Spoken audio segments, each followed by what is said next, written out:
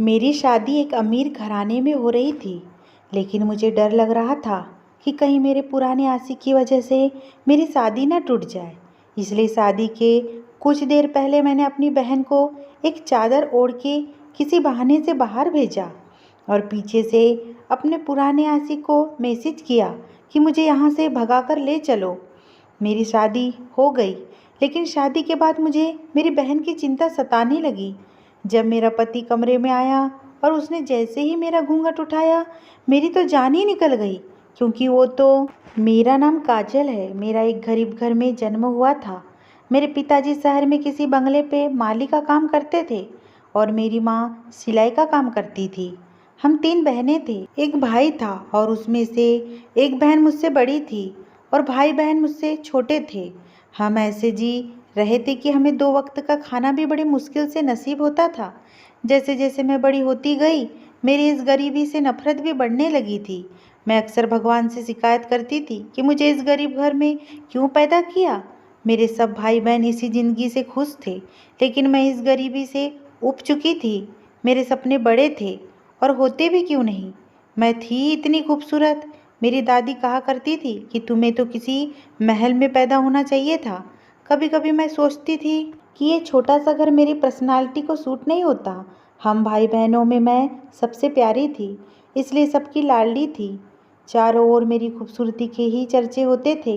इलाके का हर लड़का मुझसे दोस्ती करना चाहता था, लेकिन मैं तो किसी की तरफ एक नज़र उठा के देखना भी पसंद नहीं करती थी।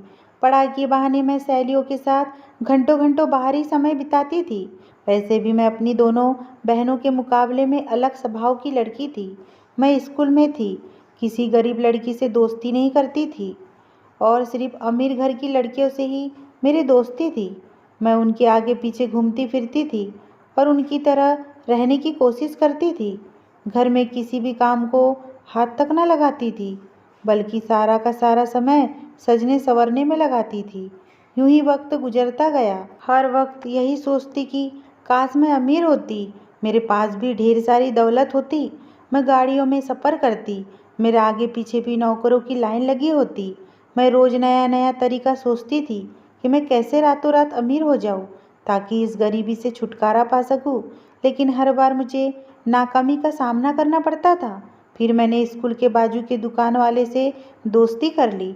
उसका ये फ़ायदा हुआ कि मैं कभी भी उससे फ्री में सामान लेने लगी। इसी तरह मैंने स्कूल और मोहल्ले में काफ़ी लड़कों से दोस्ती बना ली। हर एक से मोहब्बत के झूठे दावे करती थी। हर रोज़ मैं स्कूल से छुट्टी करके किसी न किसी लड़के के साथ घूमती थी और फिर उनसे नई नई फरमाइशें किया करती थी। मैं वो सारी चीज़ें छुपा देती, इसलिए घर में किसी को शक भी नहीं होता था। मतलब निकालने के बाद मैं उन लड़कों को छोड़ देती थी। एक बार एक लड़का कुछ ज़्यादा ही सीरियस हो गया था, मगर मैंने उसे धमकी दी कि मेरा पीछा छोड़ दे, वरना मैं पूरे मोहल्ले में शोर मचा दूंगी। सब ठीक ठाक चल रहा था, लेकिन मुझे अब कोई बड़ा हाथ मारना था। कुछ ऐसा करना था कि मेरी इन गरीब 2 टकों की आशिकों से जान छूट जाती। ये उन दिनों की बात है जब मैंने मैट्रिक पूरी होने के बाद जीत करके कॉलेज में दाखिला ले लिया। कॉलेज की रंगीन दुनिया ने मेरे सपनों को और बढ़ावा दिया। अब मुझे कुछ ऐसा करना था कि दौलत का अंबार मेरे हाथ लग जाए। मेरी कुछ सहेलियां भी ऐसे ही करती थी। उनकी देखा देखी मैं भी सोचने लगी, किसी अमीर लड़के से दोस्ती कर लेनी चाहिए। और फिर समय ने मुझे एक सुनहरा मौका भी दे दिया। मैं एक दिन कॉलेज से घर आई तो मेरी एक दोस्त ने कहा कि हमारे मोहल्ले में एक खूबसूरत लड़का किराए पर रहने के लिए आया है। लेकिन मैंने ये सोच के उसके बातों पर ध्यान नहीं दिया कि इस गरीब मोहल्ले में अमीर लड़का थोड़ी ना रहने आएगा।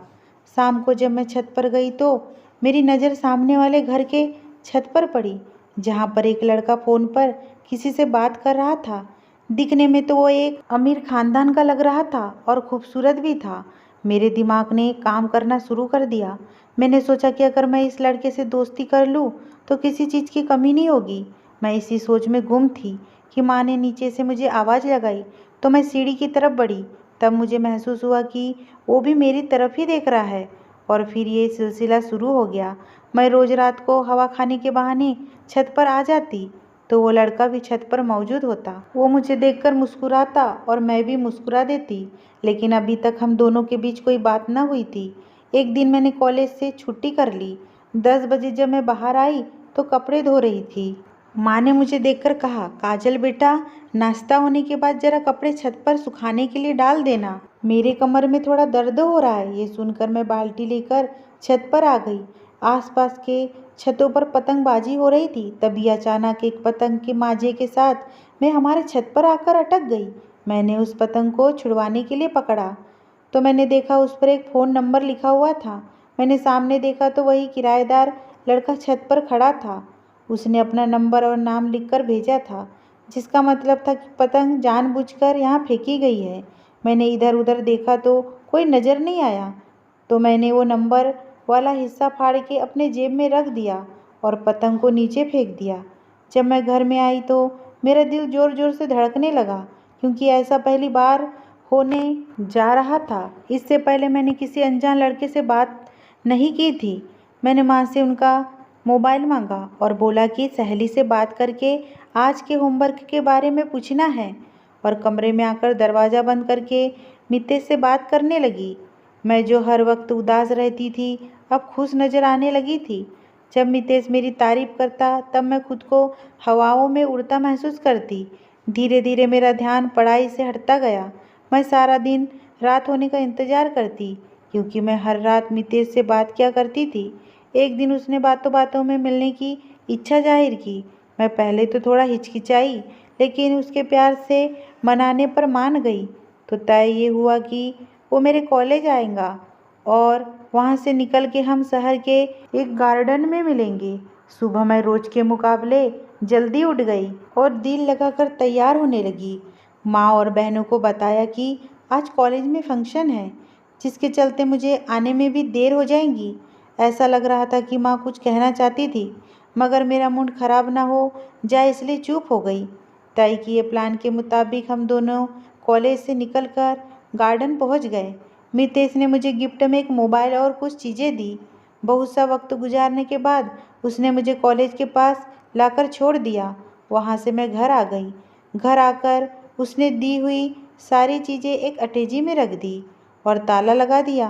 रात को सब सो गए, तब मैंने आराम से मोबाइल निकाला और फ़ोन ऑन किया।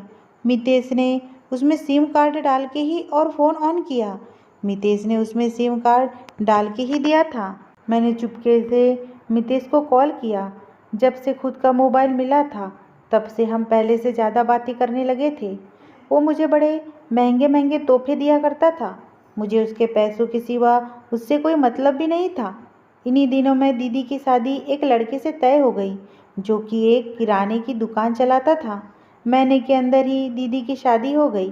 पिताजी के एक दोस्त ने बचपन से ही अपने लड़के के लिए मेरा हाथ मांग के रखा था, लेकिन मैं हमेशा अमीर घराने के सपने देख रही थी। इसलिए जब भी मेरे शादी की बात होती तो मैं साफ इनकार कर देती। मेरा दिल अभी मितेश से भी उबने लगा था, जिसका कारण दीदी के रिश्तेदारों का लड़का विनय था। विनय को मैंने दीदी की शादी में देखा था। वो एक मल्टीनेशनल कंपनी में मैनेजर था और उसका पगार भी ज़्यादा था। उसके पिताजी बिजनेसमैन थे और बहुत अमीर भी, इसलिए विनय मेरे लिए बेहतर था। अब मैं मितेश से पीछा छुड़वाने का सोचने लगी। मितेश भी शायद समझ चुका था, लेकिन वो छोड़ने के लिए तैयार नहीं था। अभी तक उसने इसी उम्मीद से मुझ पे खर्च किया था कि मैं उससे शादी करने वाली हूँ, लेकिन अब मैं उसे टालने लगी थी और नए नए बहाने बनाकर दीदी के यहाँ ठहरने जाती, ताकि विनय पर डोरे डाल सकूं। जहाँ विनय खड़ा होता मैं जानबूझकर उसके सामने जाके खड़ी हो जाती। अब विनय भी समझने लगा था कि मैं उसमें दिलचस्पी लेने लगी हूँ। उधर मैं अभी भी मितेश के साथ थी, लेकिन अब विनय की वजह से मैंने उससे बातचीत कम कर दी थी। विनय एक अच्छा लड़का था, इसलिए दीदी भी यही चाहती थी कि मेरी शादी विनय से हो जाए। इसलिए उन्होंने अपनी ओर से कोशिश शुरू कर दी। बहुत जल्द विनय के घर वाले रिश्ता लेकर हमारे घर आ गए। मेरे पिताजी चाहते थे कि उनके दोस्त के बेटे के साथ मेरी शादी हो जाए, लेकिन मेरी जिद के आगे उन्होंने हार मान ली और विनय के साथ मेरी शादी तय हो गई। मेरी शादी तो अमीर घराने में तय हो गई, लेकिन मुझे अब मितेश का टेंशन था कि अगर उसे मालूम पड़ गया तो कोई हंगामा ना खड़ा कर दे। मोहल्ले में ही रहता था तो खबर तो ऐसे भी मिलने वाली थी। मैंने बहुत कोशिश की कि उसे पता ना चले, लेकिन एक दिन उसे पता चल ही गया। उसने फ़ोन किया तो काफ़ी गुस्से में था। कहने लगा कि मैंने सुना है कि किसी अमीर घराने में तुम्हारी शादी हो रही है। मैंने झूठ बोल दिया कि मेरी छोटी बहन का रिश्ता तय हुआ है, मेरी शादी नहीं हुई है। ये सुन के उसे तसल्ली हुई। कहने लगा, मैं तुमसे सचमुच शादी करना चाहता हूँ। अगर तुमने किसी और के बारे में सोचा तो तुम्हारे घर वालों को सब कुछ सच सच बता दूंगा। मैंने बड़ी मुश्किल से जान छुड़ाकर फ़ोन बंद किया और वो सोचने लगी, अब इससे पीछा छुड़वाना पड़ेगा। ये ना हो कि ये किसी दिन घर आके मेरी पोल खोल दे। यूँ मेरी शादी के दिन भी करीब आते गए। मेरे दिल में डर बढ़ने लगा कि मितेश को पता चल गया तो क्या होगा। उसकी दी हुई धमकी से मुझे डर भी लगने लगा था। मैंने घर से निकलना बंद कर दिया। जैसे जैसे मेरी शादी के दिन नज़दीक आते गए वैसे वैसे मेरी परेशानी बढ़ती गई। इसी दौर मैंने फ़ोन पे मितेश से रिश्ता तोड़ दिया। वो मुझे रोज़ कॉल करता लेकिन मैं बात नहीं करती। आखिर मेरी शादी का दिन आ गया। मुझे टेंशन हो रहा था कि उसकी वजह से मेरी शादी ना टूट जाए, कहीं वो आकर सबको ना बता दे। उसकी धमकी अगर सच साबित हुई तो ना सिर्फ मेरी शादी टूट जाती बल्कि मैं बदनाम भी हो जाती।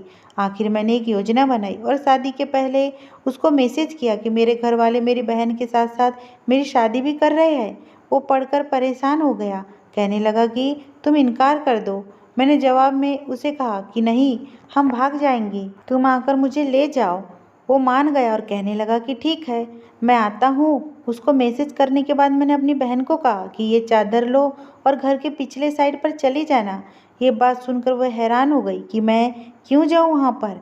मैंने उसके आगे हाथ जोड़ दिए कि आज मुझे बचा लो, सिर्फ तुम ही मुझे बचा सकती हो। मेरी बहन को सब बताकर मैंने कहा कि वो मेरी मदद करे। पहले तो उसने मुझ पर गुस्सा किया और फिर मदद करने से इनकार कर दिया। मैं उसके कदमों में गिर गई और मदद की भीख मांगने लगी। आखिर में वो मान ही गई। तब मैंने उसे कहा कि इस चादर से अपना चेहरा ढक कर मितेश के साथ चली जाए। फिर जैसे ही मेरी शादी हो के बारात निकल जाएंगी तुम वापस आ जाना। मैंने सोचा कि एक बार मेरी शादी हो जाएगी तो मेरा कुछ नहीं बिगाड़ पाएगा। वैसे भी मुझे शादी करके यहाँ से चले जाना था, इतनी दूर कि वो मेरे पीछे भी नहीं आ सकेगा और ना ही मुझे ढूंढ सकेगा। मेरी बहन को मेरी दया आ गई। उसने चादर सर पर ली और चेहरा छुपाकर कमरे से बाहर चली गई। मैंने मितेश को कह दिया था कि वो भी घर के पिछली तरफ आ जाए। मेहमान आ चुके थे, इसलिए मैं नहीं चाहती थी कि सामने के दरवाजे से जाकर कोई तमाशा बने। मैंने अपने हिसाब से एक परफेक्ट प्लान बना दिया था। मेरी बहन को कमरे से निकल के काफ़ी देर हो चुकी थी, इसलिए अब मुझे परेशानी होने लगी थी। कुछ ही देर बाद बाहर शोर सुनाई दिया। लग रहा था कि बारात आ गई थी। 1 घंटे बाद मेरे कमरे में पंडित जी और मेरे घर वाले आ गए। थोड़ी देर बाद मेरी शादी हो गई और मेरी विदाई शुरू हो गई थी। मैंने घूंघट निकाला हुआ था। शादी के बाद से मुझे मेरी बहन कहीं नज़र नहीं आ रही थी। ना जाने वो कहाँ थी। अब मुझे उसकी भी चिंता सताने लगी। वो वापस आई थी या नहीं। मुझे शादी के बाद सभी घर वालों का रवैया बहुत अजीब लग रहा था। मेरे पिताजी तुरंत बाहर चले गए थे और माँ भी पता नहीं कहाँ थी। खैर मैंने ज़्यादा सोचा नहीं और पति के घर आ गई। मैं अपने पति का इंतजार करते हुए अपनी बहन के बारे में सोच ही रही थी कि कहीं मितेश ने उसे नुकसान ना पहुंचा दिया हो। कुछ देर बाद कमरे के दरवाजे पर दस्तक हुई और मेरे पति कमरे में दाखिल हो गए। मेरे सामने बैठ गए। मैं शर्म के मारे नज़रें झुकाकर बैठी थी। जैसे ही उसने मेरा घूंघट उठाया तो मेरी जान ही निकल गई। मैं चीखती हुई खड़ी हो गई। मेरे सामने जो मेरा दूल्हा था वो विनय नहीं था और ना ही मितेश था। वो तो कोई और ही लड़का था। मैं डरते हुए पीछे हटने लगी और चीखकर पूछने लगी कि तुम कौन हो। वो मुझे चीखते हुए देखकर डर गया और कहने लगा कि मैं तुम्हारा दूल्हा हूँ और तुम मेरी दुल्हन हो। तुम काजल हो ना। उसके बोलने से मुझे शक हुआ कि वो अननॉर्मल है। मैं किसी भी तरह मान ही नहीं सकती थी कि मेरी शादी एक दिमागी तौर पर कमज़ोर आदमी से हुई है। पर उसे मेरा नाम कैसे मालूम था। मैंने उसे पूछा कि तुम मेरे दूल्हे कैसे हो सकते हो। विनय किधर है। वो चुप हो गया। फिर तालियां बजाते हुए कहने लगा कि दूल्हा भाग गया, तुम गंदी दुल्हन थी। दूल्हा तो भाग गया। मैंने उसे धक्का देकर पीछे किया और कमरे से बाहर आ गई। ये वो घर नहीं था जहाँ विनय रहता था, घर भी कोई और था। तो क्या वाकई मेरी शादी विनय के बदले किसी और से हो गई थी। मेरा दिमाग चकराने लगा। मैं इधर उधर देखने लगी लेकिन कोई भी नज़र नहीं आ रहा था। मैंने सारे कमरों में झाँके देखा लेकिन इतने बड़े घर में वो अकेला ही था। ये बात मुझे बहुत परेशान कर रही थी। मैंने चिल्लाकर पूछा कि कोई है। मेरे चिल्लाने से किचन से एक औरत बाहर निकल आई। वो इस घर की नौकरानी थी। मैंने पूछा, मैं इस घर में कैसे आई हूँ? मेरे कमरे में कौन है? वो नौकरानी कहने लगी, मेम साहब, आप छोटे साहब की बीवी है। अभी थोड़ी देर पहले ही तो आपकी उनसे शादी हुई है। मैं खुद आपकी शादी में मौजूद थी। मुझे रोना आ रहा था। ये सब क्या हो रहा था? मुझे कुछ समझ में नहीं आ रहा था। मेरी शादी तो विनय से होने वाली थी, तो इस दरमियान में कौन और कहाँ से आ गया जिससे मेरी शादी तय कर दी गई? मैं जितना सोचती उतना ही मैं उलझ जाती। अगर मेरी शादी विनय से नहीं हुई थी तो मितेश से हो जाती। ये कौन था जिसको मैंने पहले कभी नहीं देखा था? मैंने घर से बाहर जाने की कोशिश की, लेकिन दरवाजे को बाहर से ताला लगा हुआ था। ऐसा लग रहा था जैसे मुझे किसी ने अगवा कर लिया हो। नौकरानी कहने लगी, मेम साहब, छोटे साहब की बहन ने कहा था कि आप यहाँ से कहीं नहीं जा सकती। अचानक मेरा दिमाग चला और मैंने अपने घर पर फ़ोन किया। मेरी माँ ने फ़ोन उठाया और मुझसे कहा कि तुम हमारे लिए मर गई हो। आज के बाद दोबारा फ़ोन मत करना। जितनी बेइज्जती हमारी तुम्हें करवानी थी करवा दी। अब क्या कसर रह गई है जो अब फ़ोन किया है? खबरदार जो आज के बाद हमसे दोबारा घुल मिलने की कोशिश की। मैं ये सुनकर हक्का बक्का रह गई। माँ की बातों से ये पता चल रहा था कि उन्हें मेरी असलियत का पता चल गया है, लेकिन मैं हैरान थी कि बाजी कैसे पलट गई। मैंने बड़ी होशियारी से सारा प्लान बनाया था। मैंने बारी बारी विनय और मितेश को फ़ोन किया, लेकिन दोनों ने ही मेरे कॉल को कट कर दिया। दीदी को फ़ोन किया तो वो भी मुझ पे गुस्सा करने लगी। वो बोली, तुमने मेरे ससुराल में मेरी नाक कटवा दी है। सब लोग मुझे बातें सुना रहे हैं। उन्होंने भी मुझे सुनाकर फ़ोन बंद कर दिया और अपने सारे रिश्ते मुझसे तोड़ लिए। अब तो मेरी किस्मत भी मेरा साथ छोड़ने लगी। मैंने सोचने लगी, ये मेरे साथ क्या हुआ? सबसे बड़ी बात ये हुई थी कि मेरी शादी एक पागल आदमी से हो गई थी। मैं कमरे में गई तो वो काजल काजल कह के खुश होकर तालियां बजाने लगा। मैंने उसे खुद से दूर किया तो उस पागल ने मुझ पर हमला कर दिया। मैंने भागकर दूसरे कमरे में जाकर खुद को बंद कर लिया और कुछ देर बाद मैंने अपनी छोटी बहन को फ़ोन किया और बोली, सुबह मुझसे मिलने के लिए आ जाना। मैं जानना चाहती हूँ कि मेरे साथ क्या हुआ है। वह सुबह आई तो मैंने बेचैनी से पूछा कि ये सब क्या हुआ है। वो मेरी हालत और मेरे दूल्हे को देखकर उदास हो गई। मुझे उसने सारी कहानी सुनाना शुरू कर दी और कहने लगी, दीदी, जब कल तुमने मुझे चादर देखकर घर के पिछवाड़े में जाने को कहा था, उसी वक्त बुआ ने मुझे देख लिया और हंगामा खड़ा कर दिया कि लड़की घर से भाग रही है। मितेश भी वहीं था। मैंने उसे भी बार बार कहा कि यहाँ से चले जाओ, मगर वो कहने लगा कि मुझे काजल ने मैसेज किया था, मैं तो उसे लेकर ही जाऊँगा। इतने में बाकी सब घर वाले भी इकट्ठे हो गए। बुआ ने मुझ पे इल्ज़ाम लगा दिया कि मैं घर से भाग रही थी। फिर जब हालत बिगड़ते देखे तो मैंने तुम्हारी इज्जत बचाने के लिए कह दिया कि हाँ, मैं घर से भाग रही थी। मगर मितेश ने शोर मचा दिया। वो कहने लगा, मैं इसे नहीं जानता, मैं तो काजल को लेने आया हूँ। विनय भी वहीं पर था। उन्होंने मितेश को मारना शुरू कर दिया। मितेश ने मोबाइल में कैद सारे सबूत सब घर वालों को दिखा दिए। तुम्हारे मैसेज और तुम दोनों की तस्वीरें देखकर सबको यकीन हो गया। मितेश को तो सबने मार के वहाँ से निकाल दिया, लेकिन विनय ने तुमसे शादी करने से इनकार कर दिया और वो बारात वापस लेकर चले गए। पिताजी ये सहन नहीं कर पाए, उनकी तबीयत खराब हो गई। तब माँ की एक दोस्त ने अपने पागल भाई का रिश्ता पेश किया, जबकि इज्जत का सवाल था। इसलिए पिताजी ने उससे तुम्हारी शादी करके तुम्हें विदा कर दिया। वो कह रहे थे कि अब तुम हम सबके लिए मर गई हो। तुमने बहुत बुरा किया है, हमें मुंह दिखाने के लायक नहीं छोड़ा। अभी तुम्हारे दौलत के लालच ने हमें बदनाम कर दिया है। ये सारी बातें सुना के मेरी बहन सिसक कर रोने लगी और मैं तो कुछ बोलने के काबिल भी नहीं थी। इतना कुछ हो गया था और मुझे पता भी नहीं था। मुझे मेरी गलती का एहसास होने लगा था। वाकई मैंने अपनी लालच और बेवकूफ़ी की वजह से कितने दिल तोड़ दिए थे। किस्मत ने मुझे फिर ना मितेश के काबिल छोड़ा और ना ही विनय के। मेरी लालच और धोखे की सज़ा थी कि मेरी शादी एक अबनॉर्मल आदमी से करवा दी थी और उम्र में मुझसे 4 साल बड़ा था, लेकिन उसका दिमाग बच्चों जैसा था। लेकिन ये सारे समय पे मुझे एक बात खटक रही थी, वो ये कि मेरा पति पागल था, लेकिन उसे मेरा नाम कैसे मालूम था। अगली सुबह मेरे पति की बहन आई और मुझे देखकर कहने लगी कि पहचाना, ये जो तुम्हारा पति है कौन है? भला मैंने अपने पति की तरफ गौर से देखा तो लगा जैसे मैंने पहले कहीं इसको देखा हो, मगर मुझे याद नहीं आ रहा था। मेरी नंद कहने लगी, ये मेरा भाई अजय है, जो आज से 4 साल पहले तुम्हारे पीछे पागलों की तरह घुमा करता था। तुमने इसे भी अपने इश्क के जाल में फंसा रखा था। फिर जब तुमने इसे धोखा दिया तो इसे बर्दाश्त नहीं हुआ और इसका ये हाल हो गया। और तुम्हें आज भी याद नहीं कि ये कौन है? मुझे याद है, ये तब की बात है जब मैं 10वीं में पढ़ा करती थी। मेरी ननंद ने नफरत से कहा, शुक्र करो कि मैंने तुम्हारी शादी अपने भाई से करवा दी, वरना पूरे मोहल्ले के लड़कों ने गवाही दी थी कि तुम एक बदकिरदार लड़की हो। तुम्हारे पिताजी की जान निकलने वाली थी तो मैंने तरस खाकर अपने भाई की शादी तुमसे करवा दी और उनकी इज्जत भी बचा ली। अब तुम मेरे भाई के साथ ही रहूंगी। अगर तुम इसे छोड़कर गई तो मैं तुम्हें मुंह दिखाने के लायक नहीं छोड़ूंगी। इसे इस हाल में तुमने ही पहुंचाया है, अब इसे ठीक भी तुम ही करोगी। मैं रोने लगी। मेरे नसीब में यूं जलील होना ही लिखा था। मुझे दुख भी हुआ कि मेरी वजह से एक जवान लड़का पागल हो गया था।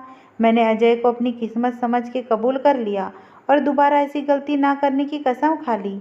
अब मुझे अच्छी लड़की बन के रहना है। मुझे अच्छा घर और दौलत तो मिल गई थी, लेकिन तिरस्कार के साथ मिली थी, इज्जत गंवाकर मिली थी।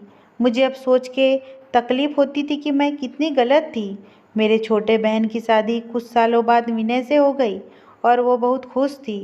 उसे बिना मांगे सब कुछ मिल गया था और मैं साजिशें करके भी हार गई थी।